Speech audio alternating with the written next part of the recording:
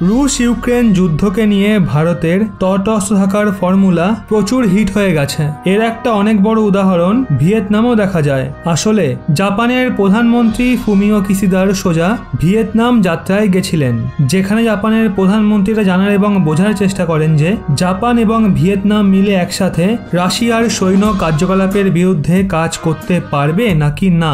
যদিও ভিয়েতনাম খুবই সুন্দরভাবে জাপানের প্রধানমন্ত্রীকে স্বাগত জানায়, রাশিয়ার বিরুদ্ধে না তো কোনো প্রকারের আশ্বাস দেয় আর না তো ভিয়েতনাম রাশিয়ার বিরুদ্ধে কোনো প্রকারের কোনো বয়ান দেয়। যদিও জাপানের প্রধানমন্ত্রী ভিয়েতনাম যাত্রার দরুন সমস্ত মিডিয়ার সামনে বলা বয়ানে রাশিয়ার বিষয়টাকেই ভালোভাবে তোলার উপর বিশেষ নজর দেয়। আর জাপানের প্রধানমন্ত্রী ভিয়েতনাম এটা পর্যন্ত বয়ান দিয়ে দেয় G7 দেশগুলো যে কোনো অবস্থায় রাশিয়াকে ক্ষমা করবে না আর কঠিন থেকে কঠিনতর কার্যকলাপ করবে। কিন্তু জাপানের প্রধানমন্ত্রীর সামনে ভিয়েতনাম স্পষ্ট সংকেত দিয়ে দেয় রাশিয়ার বিষয়টাকে নিয়েও ভিয়েতনাম কোথাও না কোথাও ভারতের এখন রাস্তাতেই চলবে। এমনকি ভিয়েতনাম রাশিয়াকে নিয়ে ওই বয়ান দেয় আর ততটাই বয়ান দেয় যতটা ভারত রাশিয়াকে নিয়ে যে কোনো বিশ্ব মঞ্চে বয়ান দিয়েছে।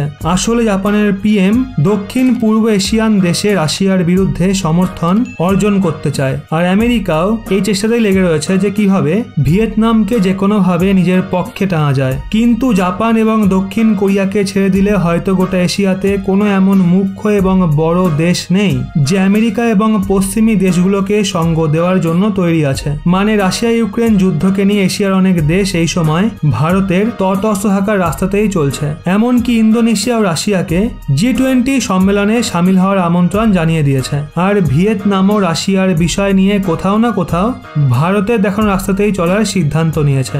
মানে দক্ষিণ পূর্ব এশিয়ান দেশে জাপানের কূটনীতি ব্যর্থ হচ্ছে, যেই কারণে এখন আমেরিকার ভারতের আবশ্যকতার আরো বেশি অনুভব হচ্ছে। তো বন্ধুরা, এই সম্পূর্ণ বিষয় নিয়ে ভারতের এমন প্রতিচ্ছবি নিয়ে আপনাদের কি মতামত তা অবশ্যই কমেন্টে জানান।